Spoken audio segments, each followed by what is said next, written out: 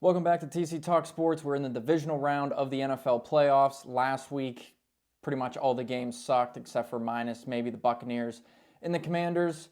In my last video, I predicted every single one of those winners correctly except for one, and of course, it had to be the Chargers.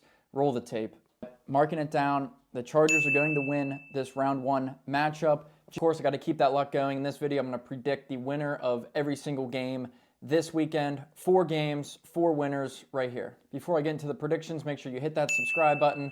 I know a lot about sports. I'm very educational towards you guys. Every video is entertaining. Definitely don't want to miss out, so subscribe, like, share, send it to everybody you know if they like sports. If they don't like sports, just make sure you subscribe. Game number 1, 4:30 on Saturday, the Texans versus the Chiefs. Texans coming in after that 32-12 victory versus the Chargers last week. Chiefs on a bye. Home field advantage sets up to, I think it will be a good game. I don't know if my prediction will surprise a lot of people, but stick around for that. I'm going to go through every single game, starting with this game, what each team needs to do to win, and how the games are going to finish. Texans, obviously, big underdogs in this game, coming in as 8-point underdogs versus the Chiefs. Might seem like a little bit of a higher spread, but I mean, the Chiefs in the playoffs, especially with Andy Reid and Pat Mahomes, I mean, they're barely beatable. We've seen that the last couple years since Mahomes has been there. But the Texans, first key to success, they need to pressure Mahomes the way they did Justin Herbert in that wild card game. Now, the Chargers' offensive line played absolutely terrible in that game. If you've seen any of my other YouTube videos or TikToks, TC Talk Sports, go follow that page before it gets shut down or whatever's happening there. But the Chiefs' offensive line is better. They're going to play better than the Chargers' offensive line did, so it's going to be more difficult for the Texans to do that. But last game, 4 sacks, 4 interceptions. They just need to keep that pressure and defensive intensity going against the Chiefs. On the offensive side, they just need to clean up the offense and have other options other than Nico Collins. Stroud threw a pick. It was a terrible interception for him. Texans fumbled twice. Joe Mixon and John Mechie, whatever his stupid name is. But they have to find other guys to get the ball to outside of Nico Collins, because I believe that Chiefs secondary, Chargers had Christian Fulton on Nico Collins, which is a horrible mistake in the first place. The Chiefs are going to put together a better defensive scheme to stop the Texans, and I believe that they're going to put their own pressure on C.J. Stroud the way the Chargers did in the first half last game. That disappeared in the second half. I don't think that's going to be the case for the Chiefs. Now, the Chiefs this year haven't been the Chiefs of the past couple years. Everybody knows that. They've snuck away with a couple wins using their black dark magic. They got the witchcraft on their side, but it's still Pat Mahomes, still Travis Kelce, still Andy Reid. Isaiah Pacheco, I think we'll see more involvement out of him in this game. But I think the Chiefs' defense is just going to play solid. The offense is going to do what it has to do as long as they don't turn the ball over at least more than once. I see the Texans putting up a little bit of a fight, but in the end, it's going to be the Chiefs advancing to the division championship. 8 o'clock Saturday night, I think we're going to get another good game here. Commanders going to Detroit to face the Lions. Commanders and Bucks probably had the best game of Wild Card Weekend. 23-20 win over the Buccaneers. Jaden Daniels, the rookie, first career playoff game. He played great. I said it in every video I talk about him. He's cool, calm, and collective. We saw that last week, and we're going to need a lot more of that this week. Lions, rightfully so, opening up as a 9.5-point favorite. Arguably, they've been the best team in the league this year, despite the 12, 13 guys they've had on IR on the defensive side of the ball. David Montgomery is going to be back and be playing in this game, and that sets up one of my keys for the Lions. Offensively, what the Lions have been doing all year has been insane. They've scored over 40 points like 3 times or whatever. So for the Lions, the offense, just keep doing what you're doing. Montgomery is back, like I mentioned, but I don't think they should rush him into the game. Gibbs has been phenomenal with Montgomery out. Sonic's been good without Knuckles. Now they're both back together, but I think keep going to Gibbs as much as possible unless it's really not working. Then try to mix in Montgomery. We'll probably see him in red zone and goal line situations, but if it ain't broke, don't fix it. Defense for the Lions, Commanders, one of the better offenses in the league, but their quarterback is still a rookie. We have seen him shine in the brightest of lights so far this season, but the Lions, they've been doing good without Aiden Hutchinson getting pressure on the quarterbacks. Obviously, the Lions are going to have to continue that, but you have to contain Jaden Daniels because similar to Lamar Jackson, I've been comparing him to Lamar all season long, just his body type, the way he runs, the way he throws. Got to contain Daniels. Don't let him run or scramble for big runs down the field. Make him stay in the pocket and make big throws. Biggest key in this game for the Commanders, Jaden Daniels, keep your composure, play cool, calm, and collective like you've been doing all year. But I think the Commanders need to spread the ball around on offense, get different wide receivers involved, get Austin Eckler going in the passing game, use Zach Ertz more. Didn't see too much of him last week, but it's going to be a tough game for the Commanders. But I think if Jaden Daniels stays calm, doesn't turn the ball over, they have a shot, just a shot, at upsetting the Lions. It's a 9.5-point spread. I think the Commanders will cover. They'll lose by less than 10 points. I think the Lions, all year we just have seen how good they've been offensively and defensively. Commanders, 30th ranked rush defense coming into this game. Obviously with Jahmyr Gibbs and now David Montgomery back, I expect a heavy workload for Gibbs in particular, but I could see Montgomery having some good runs in this game. I just think the Lions are too much to handle for Washington. Commanders will cover, but Lions are going to win. First game on Sunday, another NFC matchup. The Rams going to Lincoln Financial Field to take on the Philadelphia Eagles. I think this will be a good game, a low-scoring game. The Rams absolutely embarrassed the Vikings on Monday Night Football. I said the Texans embarrassed the Chargers, but the Rams absolutely just shut down the Vikings. A 27-9 win in that game versus Minnesota. They made Sam Darnold look like the Sam Darnold of old, playing with the Jets. Turnovers, getting sacked. The Rams had 9 sacks in that game. Now, I don't think they're going to have that many this week because the Eagles' offensive line, definitely one of the best, arguably the best offensive line in all of football.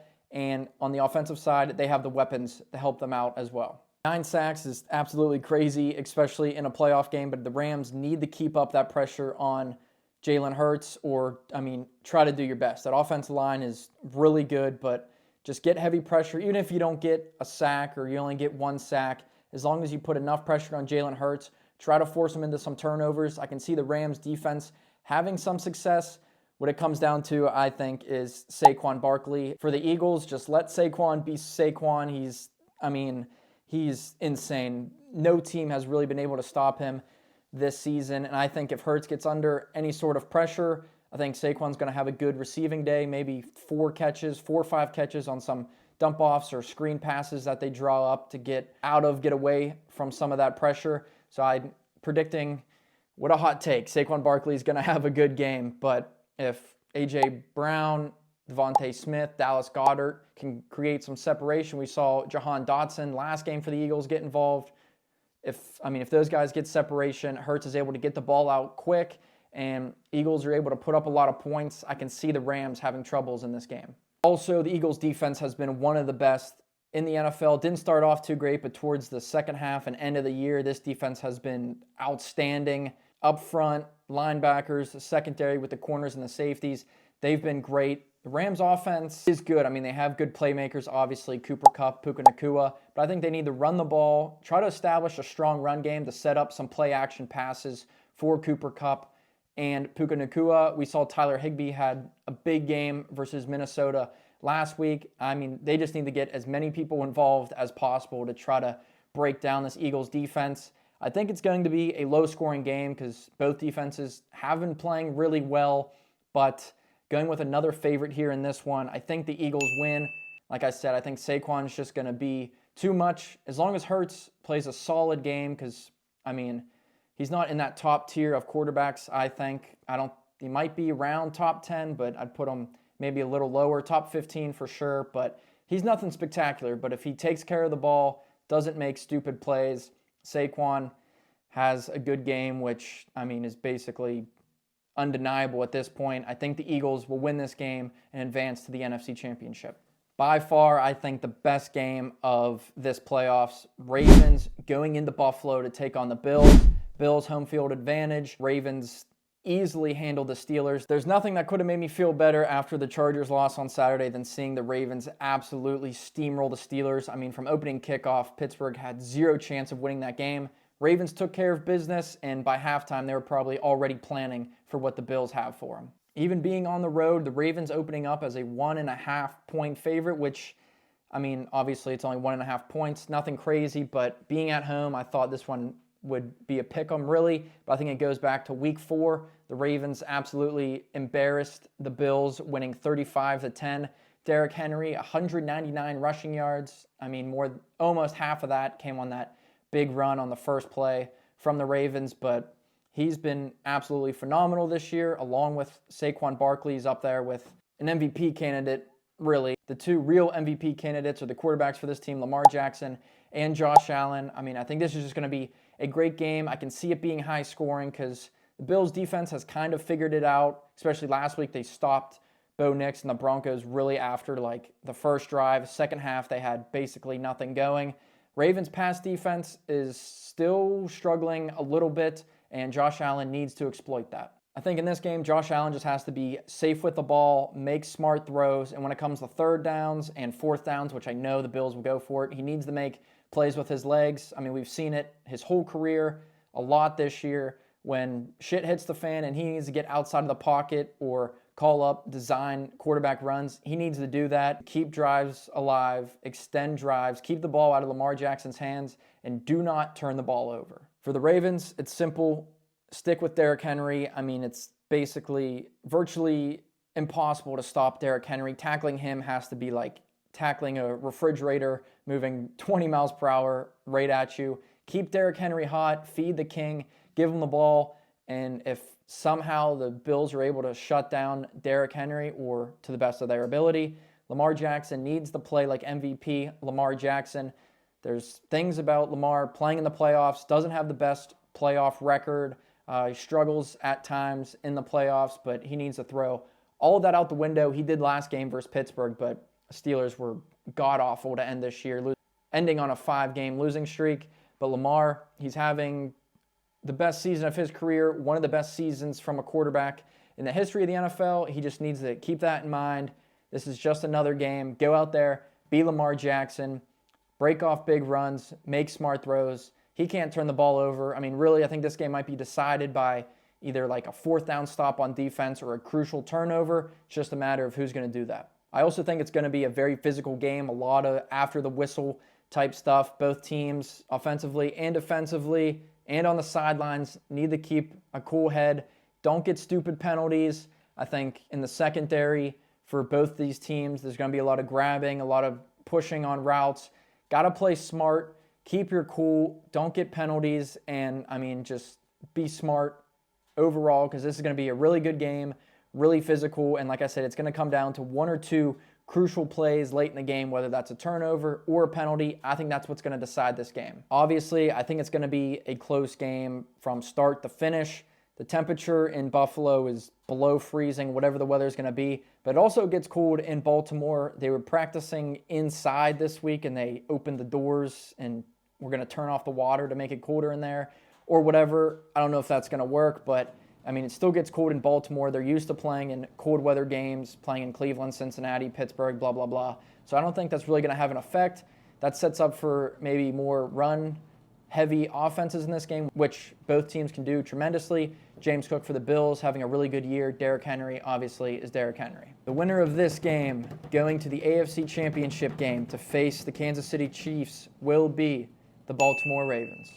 Yes, I know I picked all 4 favorites in this slate to win, and that's because they are the 4 best teams. Good matchups, I think. They match up well. Every game I think is going to be close, minus maybe Detroit and Washington. If the Lions' defense really pressures Daniels, and he has, honestly, probably the worst game of the season, I can see that game being a blowout just because the Lions' offense is also so good, pretty much unstoppable. But picking all 4 favorites, whatever, say whatever you want to me, but that's how it's going to be. I got every game last week right, except for the Chargers, of course. But this week, going 4 for 4, all 4 favorites. Do with that information as you want. Bet on it, don't bet on it. I don't care. Yes, the Chargers are out of the playoffs. It makes me extremely sad, but that's one less thing I have to worry about in my life. I can go back to being a happy and positive person. It's still the NFL playoffs. I'm still going to watch. I was rooting for the Vikings, but I think now I'm going to have to go with the Lions to win the Super Bowl. Will that be my pick? Who knows? After they win this game, I'll probably have another video coming out about the AFC and NFC Championship and who my Super Bowl winner is going to be. But you'll just have to subscribe, get notified, and just get ready for all the madness that's going to happen this weekend.